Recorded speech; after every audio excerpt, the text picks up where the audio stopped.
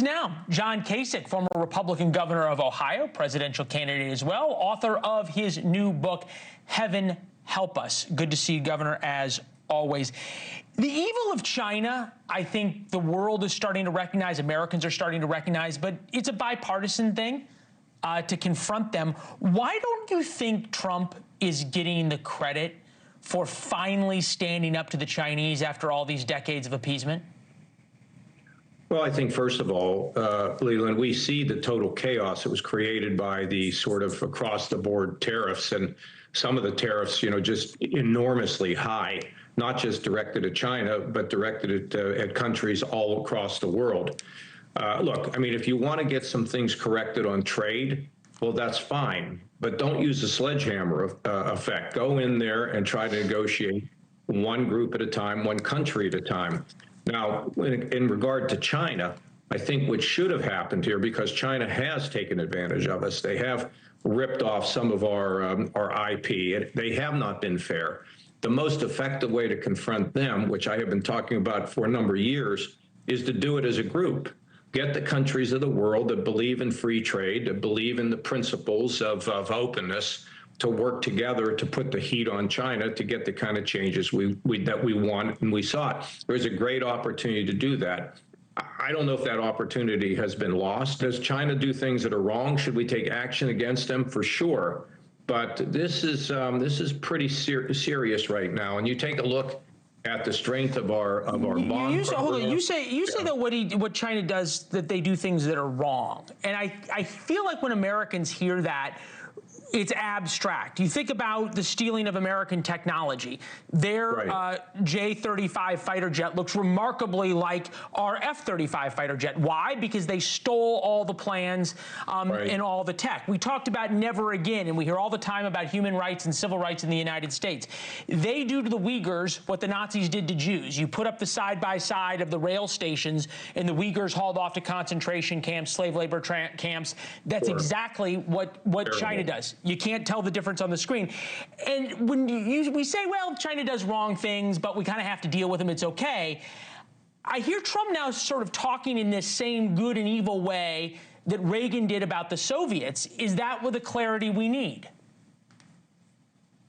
Well, I mean, I think he's calling it out. I think that there's so many people that have called out the fact that China has taken advantage of us. They have ripped off our trade secrets. They have blocked us from being able to be in there. Of course, what they have been doing has been, very egregious. But, do we want to really get into a hyped up war of words with them? Do we have a choice? If we can resolve these issues in a way in which can be more productive, where we can have more access to their markets, where they stop stealing our IP.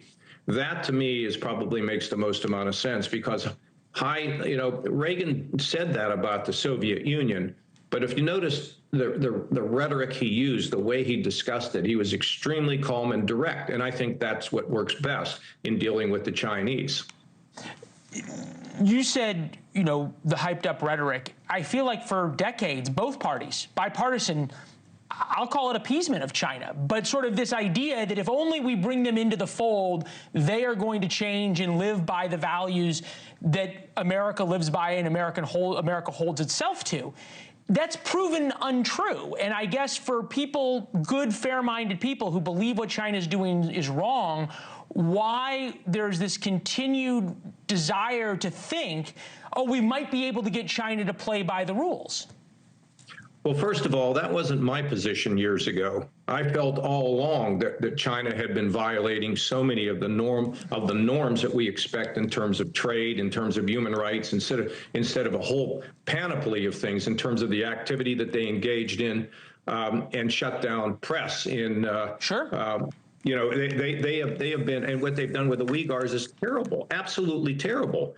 And so look, I think with the China thing, what happened with them is the pendulum swung way to, oh, we really need to deal with the Chinese. They're great. We can figure it out. We'll work it all out.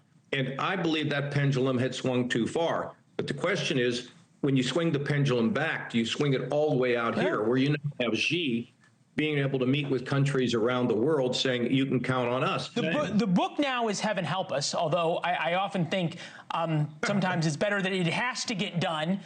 Maybe how it's being done is sometimes it's important to zoom out and acknowledge it's important that somebody's doing it. But Heaven Help Us is the book. I think it's interesting because the faith communities in the United States, and it gets us to China. China, as we said, genocide against the Uyghurs, which are Muslims. Interestingly enough, the pro-Palestinian folks don't care about that. But also what they do to Christians is significant inside of China, which is effectively outlaw the religion. Are you seeing faith-based communities in the United States starting to wake up to that? Well, I think a number of them have spoken out, and there's been great criticism of the Vatican for trying to get along with the cardinal over there. And look, I mean, the question is, can we have dialogues with people that we don't agree with? And at some point, do we put the hammer down and say not enough? I think we should be doing that with the Russians over in Ukraine. And frankly, we have to be very direct and but we can be direct, but we don't have to do it in a way where we don't think we're going to make progress, where it just makes us feel good to say certain things, but it doesn't get us where we want to get to. Now, my book, Heaven Help Us, is not about politics. No. It's about individuals who can use the church, the synagogue, and the mosque with ideas that they have when they find purpose in their life in any variety of ways to be able to receive the psychological and maybe material support from these institutions to change the world while building community. Governor, it's good to see you as always. Thank you. Thanks for watching. Go to joinnn.com to find NewsNation on your television provider. And don't forget to click the red subscribe button below to get more of NewsNation's fact-driven, unbiased coverage.